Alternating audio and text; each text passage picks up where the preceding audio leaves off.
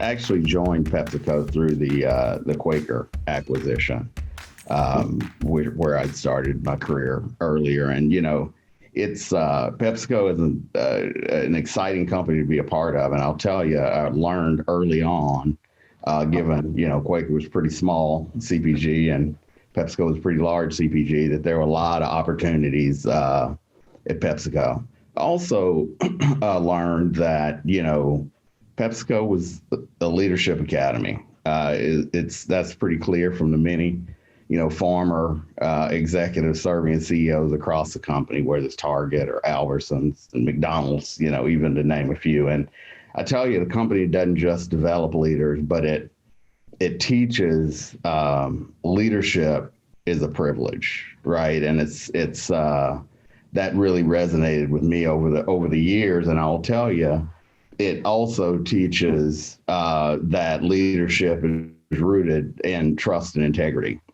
And we believe that trust adds speed and gives you the opportunity to be agile. And, you and I have talked recently about how important agility is, during this time. And so as a leader, that's what you want for a company. And I'll tell you also, I think I've always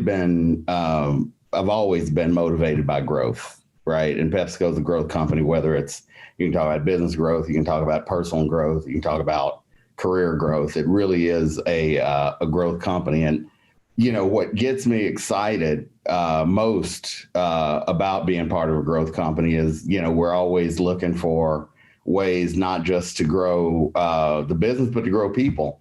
And, if I think about our people, the 65,000 plus men and women that move and sell our products every day in the marketplace is with motivation and determination.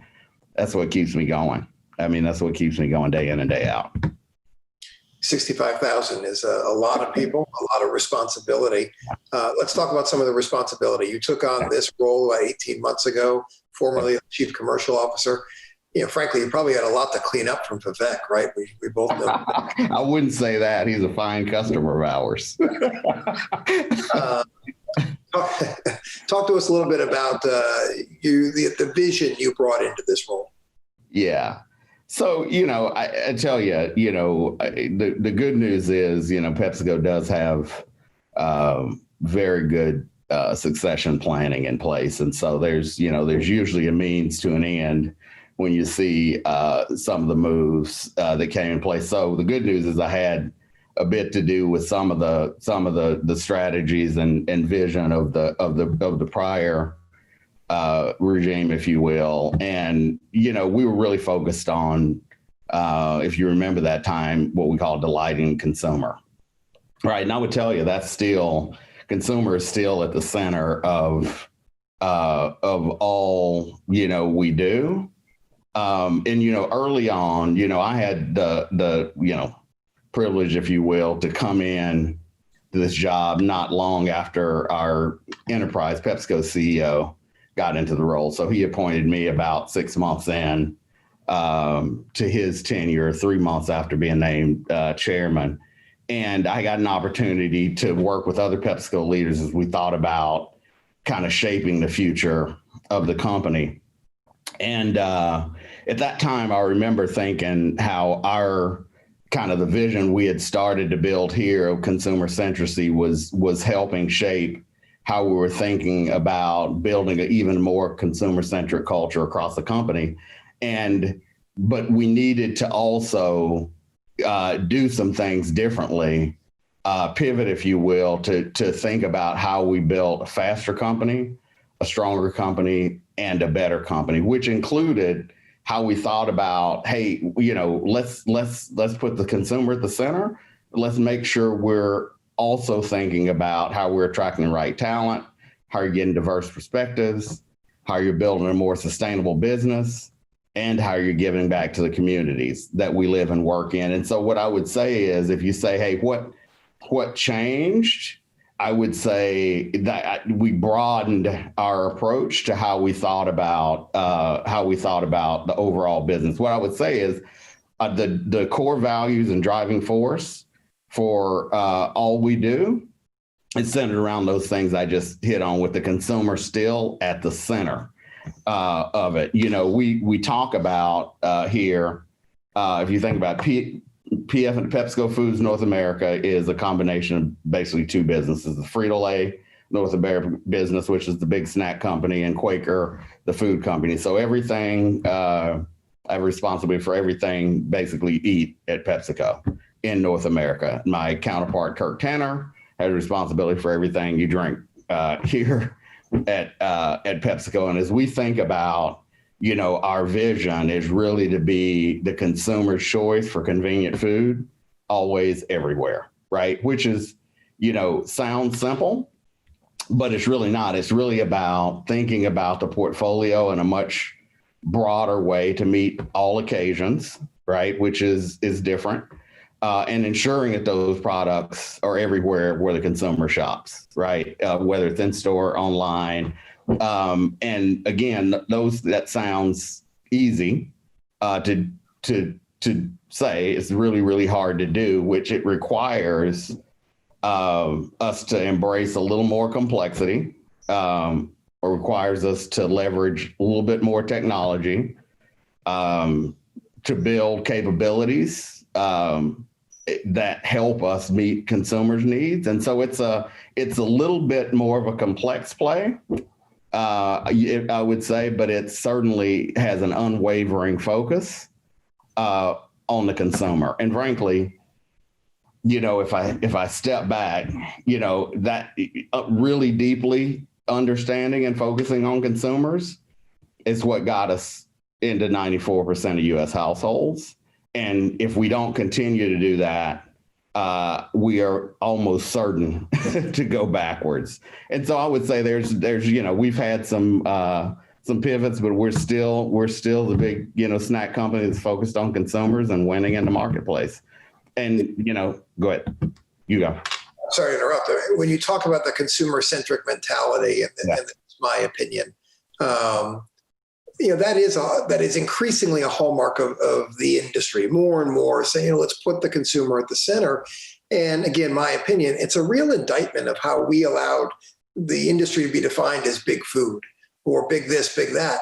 This is an industry that is more responsive to consumers than just about any industry I can imagine.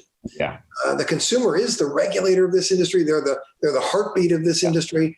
And I think this industry is uniquely capable of being a champion of the consumer. And that's a real pivot in my mind. It is, and we've always, and we still are. I mean, I could talk about customers all day long. I love our retail customers, our omni-channel customers, love them. And, I think it's not a or, it's an and. I think I was having a conversation with one of our customers a couple of weeks ago, and it's this idea that we're in 94% of households and we don't know many of them more intimately than we do is a problem. And frankly, it's the path to driving sustained growth for everyone. Right, is making sure, because we're committed to making sure we're delivering on consumers' wants and needs. And to do that, you really have to know them deeper than superficial. Right. And so it is a pivot. And it's, we've been on a journey, so it's not new for us, but it certainly is, it has intensified. And I think it's the way to win the future. When I say win the future, I mean collectively. We've got to listen more. I mean, we spend time, our executive committee, we spend time, all the consumer data that comes in, whether it's from the hotlines, the emails I get. I mean, we stare at them, right? And we say, hey, what are the consumers telling us about this product, or what they couldn't find? Or, we get a lot of calls that are where to buy. I live my job. I want to eradicate the where to buy on an item. I want consumers to always be able to find the products that she wants wherever she shops. And so it is you're spot on. And I think the industry would be served to really take a reflective look at how consumer centric are we. And I would tell you, we have a long way to go. We're talking a pretty good game, and I think we've put enough guardrails in place that force our management team to spend time immersed in consumer. And I think we are convinced that it's the path to sustained growth. And so I think over time we're gonna continue to ratchet up our intensity and understanding of consumers across the board. Well, I think we have the same mentality within our organization and in terms of how we represent the industry, but we too will be tested. We may well be entering into an environment now that is a little bit heavier on the regulation side, some different perspectives on how you represent the consumer. We're going to be tested as an industry to put our money where our mouth is in terms of being pro-consumer and supporting some of those things that consumers are championing today. But let me shift. You mentioned the customer, and PepsiCo is very intentional in their succession planning, but there's several different routes to getting to the seat that you're in right now. You came from that chief commercial officer side. What, having been focused on the customer so much, how does that lead you to think maybe a little bit differently? What are kind of the hallmarks of your approach coming from that side? Yeah, so one of the things that we had structured the role a little different because it was part of kind of hopefully getting me ready to do a bigger job. And so I had customer commercial, I had a lot of the commercial components of commercialization. I also had the 25,000 plus strong frontline organization that sells in the marketplace. So, it's, having an opportunity, frankly, to lead, arguably the most celebrated DSD organization, sales organization in the world was pretty cool. It's one of those things that, if you could, as a somebody that came up through sales to write that as a script is pretty powerful, because I truly believe our frontline, whether you're in the factory or you're in the marketplace, is the heart and soul of the company, and it's what makes us distinctive. So I'd say, that was probably, that consumed a lot of the oxygen. I would also say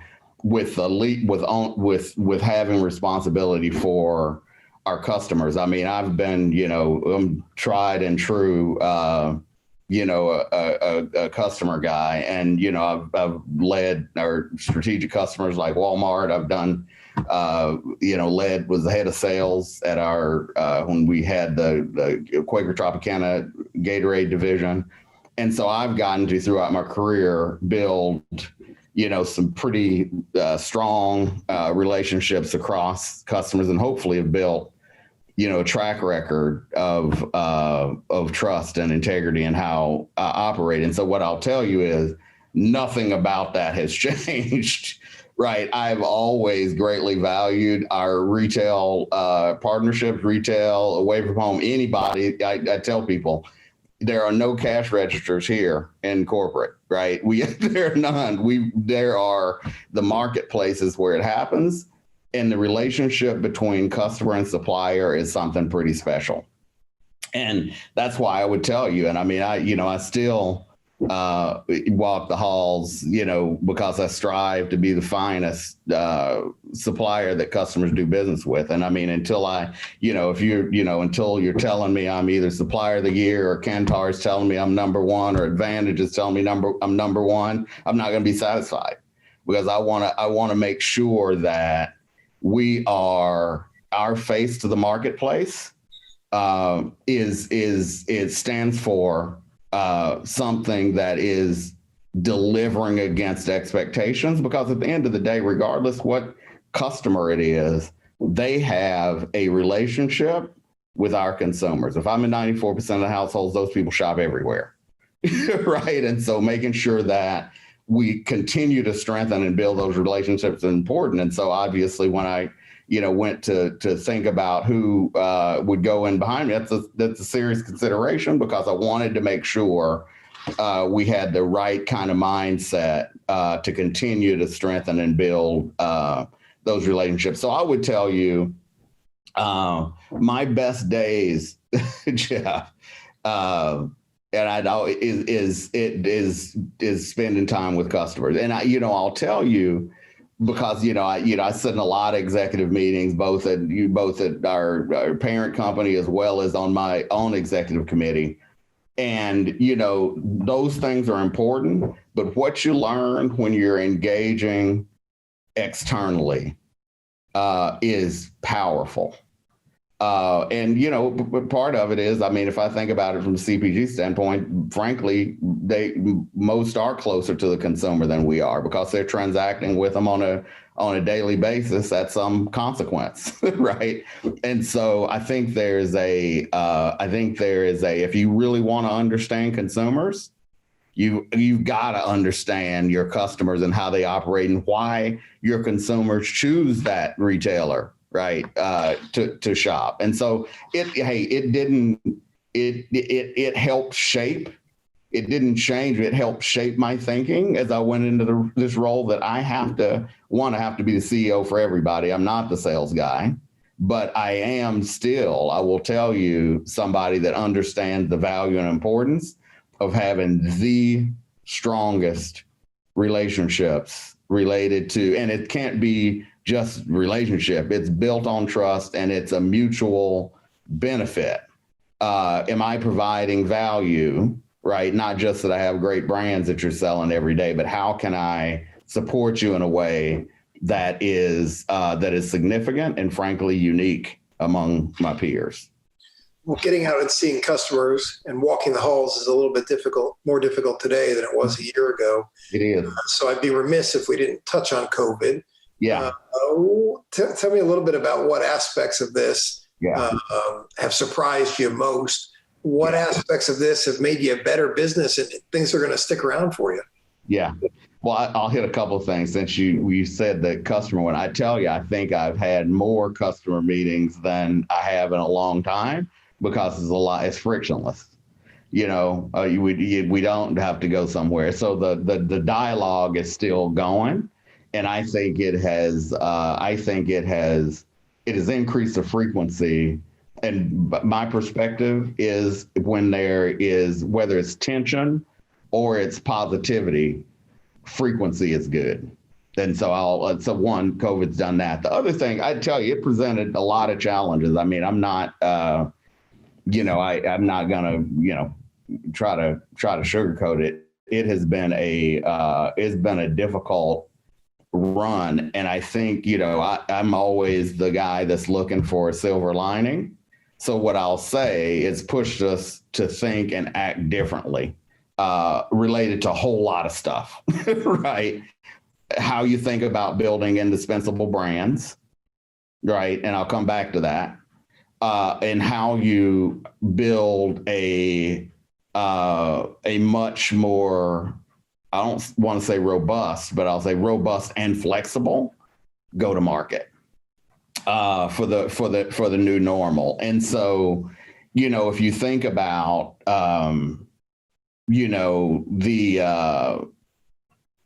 what we had to do, particularly in the early stage of the pandemic, to meet consumer demand once being kind of deemed essential, it was remarkable. And so if you think about a company like ours that has, like I said, over 65,000 people, most of which are either making, moving, or selling something in the marketplace, ensuring health and safety of our people was number one.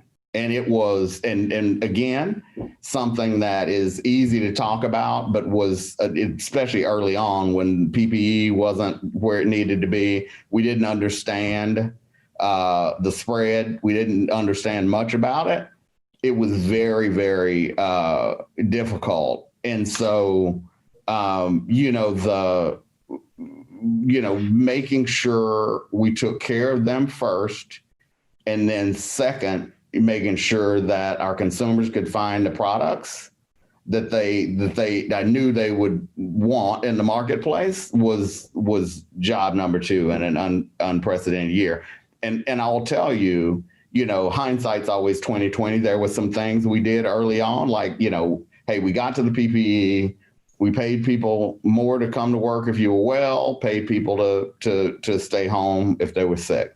We did, in a non, and I'll own up to it, consumer-centric way, we cut the long tail on our portfolio because we knew we were going to need to get a much more throughput through the factories. I mean, we've got 42 manufacturing sites across the U.S. You got a lot of people out there working, and you need to make sure you're being as efficient as possible. And we started hearing from consumers, about how our products. We talked to consumers. We quickly stood up this consumer engagement group that was touching base with consumers weekly, really to just get kind of sense for how they were feeling, how were their emotions, how were their, did you find what you wanted in the store? And, and while we quickly found we were bringing comfort and joy to people that, loved being able to find, Lay's at their local store, there were also people who were disappointed because they couldn't find their favorite thing. So I'll tell you that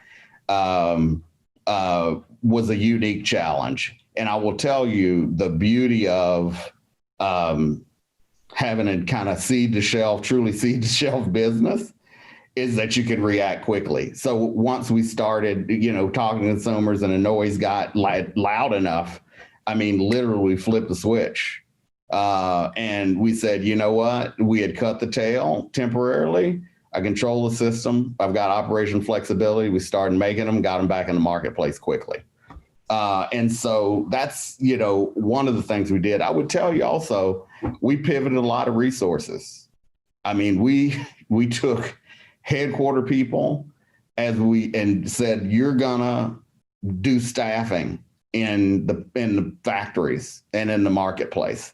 So we took a couple hundred people and said, hey, listen, this is your day job now. We need to get about 6,000 people in the pipeline. We need you to start hiring. And so, that was one of the things we did as well. And I will tell you, we moved people from impacted channels. Think about our away from home business, right? It was not good. And, has still not fully recovered, but we pivoted the resources. We were selling a lot. It was just in different places than we had sold before. So we needed more people injected into different parts of the business. And you asked me about long term. Here's what I would say, right? COVID also laid bare some of the inefficiencies in how we were running the business. And so there's and we always, we're the sweat the asset company. So we like to get a lot out of everything. But when you have a pent up demand like we experienced, I mean, we're going to have to, add infrastructure, right? Capacity, route capacity, make sure that we continue to, digitize the company, right? We're still while we're moving fast because we're end to end, we're not fully connected as we need to be. So we're accelerating technology investments, for the long term, and if I think about the consumer, right, which is at the core of everything, it gets back to our kind of original discussion around consumers king. We're doubling down on really learning deep understanding on what our consumers want, how they want it, where they want it. And that's the thing it's just amazing how these brands that consumers know and love, just blew up. And I mean, you take like a Tostitos, was a great business for us, highly competitive category, right? Or subcategory with particularly unflavored tortilla chips. But man, people use them for everything. Recipes. You go to Pinterest. I mean, it's, consumers are, the using, getting creative in how they make meals. I think that sticks. How a lot of the culinary that you're seeing come up, eating at home. I think a lot of that sticks, even when people start moving around a bit. That's my hypothesis. I don't know if it's for everything, but we feel good about being able to continue to, capture demand with consumers as their behaviors change. Let's talk about something that is changing. And before I do that, just a quick note to everybody. If you do have questions, please go to that Q&A feature, submit your questions. We'll get to those in a couple of minutes. But you talked about digitization, you talked about technology. Obviously, e-commerce has changed throughout the COVID situation. Talk a little bit about what led PepsiCo to dive even deeper into this, to launch your own platform, Snackscom, and perhaps the future of e-commerce. All right. And how did I know that was going to come up? It's like every time I have any discussion, snacks.com comes up. So what people may not know is we have had a B2B e-commerce business for a very long time. It's called Snacks to You. And we used it as a way to take pressure off of the DSD system for smaller outlets, and it's a pretty substantial business. A year or so ago, we pivoted to also use it more as a prospecting tool, not just a tool to take pressure off the system, and it's worked out remarkably. And it frankly complements our direct to store business. So we had the capability to do direct to consumer already in house, right? We had the infrastructure set up. It's handled basically the same way. And so, we had a lot of debates about direct to consumer, but, through the process of COVID, man, we were like, whoa. I mean, we got to make sure our products are broadly available. We've been talking about this. What would it take to go stand it up in 30 days? And we did. And so it's still not perfect. But what I'll tell you, and I mentioned it before, I mean, we're in 94% of U.S. households, and our business has gotten there because we understand consumers, but we don't understand them deeply. We understand their shopping habits, we understand their snacking habits, but we also want to use this, frankly, as a lever to connect with consumers and to test and learn. Hey, is it a multi-billion-dollar scaled platform today? No, it's more than a hobby, but it certainly is something that we want to learn from, and it gives us the opportunity to do some unique things with consumers, not to drive them to our platform, but to engage with them in a unique way that we can't do on others' platforms. So, look for some things that over the next, 6 months, it'll be interesting. Like we just stood up for the East Coast. It's limited because it's a little trickier to do. We have at retail, we've got about a $3 billion, we got a big multi-pack business, little bags. And so one of the things we're doing a custom, we're doing it not to take away from what's sold, but to understand what people would choose if they got to choose. Right. So making all the items available and saying, build your own, which will make us better innovators for our retail partners. Right. And so think about it as a ecosystem where the consumer gets to choose. And then we use that to make our overall business better and to delight them, because they now can find it in a package on a store shelf just like they created it. And so that's, that's really what it's about. And so, I would say, looking forward, is your question. I think there's consumers. I mean, anything you read between 3 and 5 years accelerated their digital, usage. I think not being in the business would be tricky.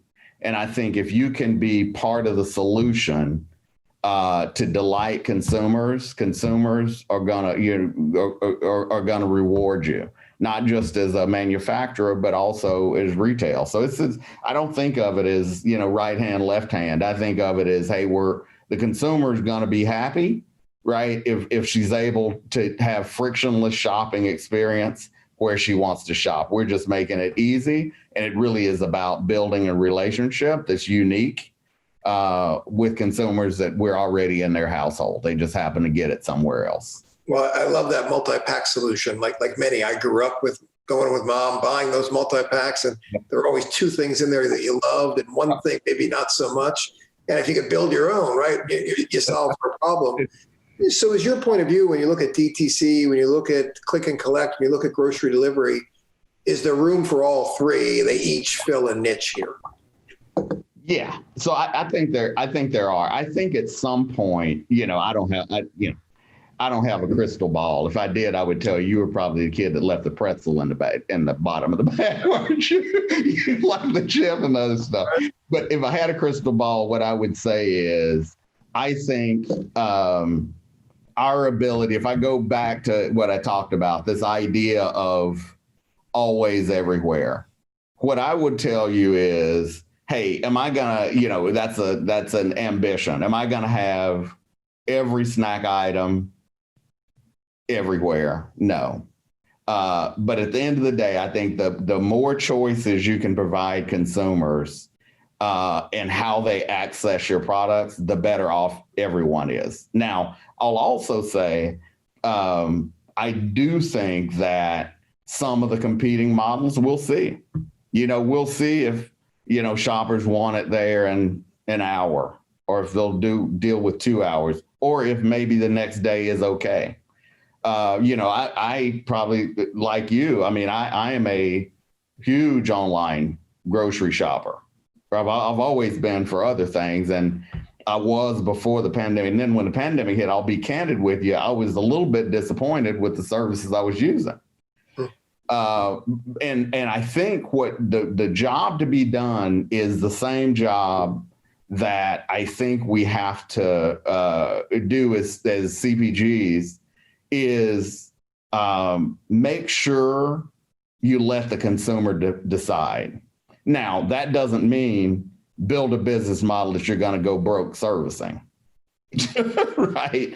That doesn't mean that. The reason Snacks.com was possible, I already had the infrastructure in my sites. I told you, I've got the number of manufacturing sites I've got. I'm close to most markets, so I can deliver in a pretty low cost way. I'm not the other thing, and every retailer I talk to, I charge full price for the product. I'm not discounting it. I'm just delivering it to you free. You've got to figure out what model. Now, is it going to scale widely? No, but that's not what I built it for. Right. And so I think figuring out what role each of these go to markets, if you will, or go to consumer, the role that each of them play, I think there's room for different models. I think we have to be, if the industry and retail aren't grounded in what the consumer wants, though, we'll all fail. And so I think making sure that we've got opportunities to have the consumer complete the cycle of what she's looking for in this omni-channel environment will be key to whether or not there's room for everything to exist. I will tell you, I have no pressure on my format, because of the way it's structured, is a great business. but I'm not trying to go take business away from a retailer. What I'm trying to do is get to know consumers. There are forces that are competing in a different way that ultimately, there'll be winners and losers in that model. Are you of the opinion, in order to get that data, just about everybody has to get into the direct-to-consumer game in some way? You guys have scale. You can do it in ways that others can't. But if you don't have some of that data, are you handicapped in a very significant way? So, here's a bit. So here's what I would tell you. We have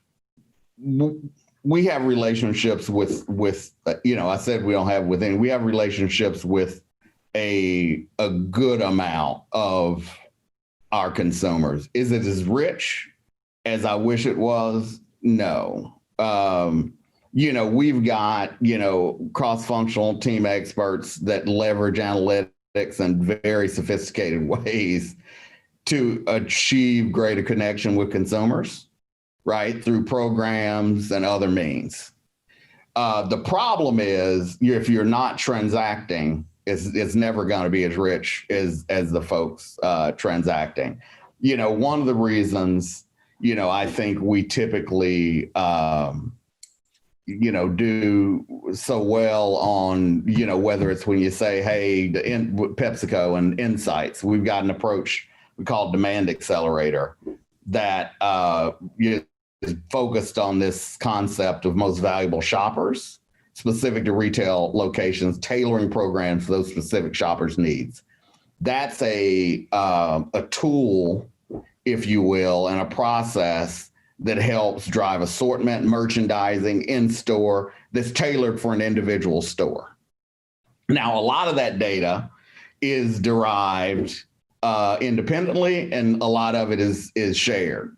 Okay, what I would tell you is, at some point, you have to get to critical mass of data in order to really drive the level of intimacy you're going to need to really have unique connection with consumers. So, and that would require transacting.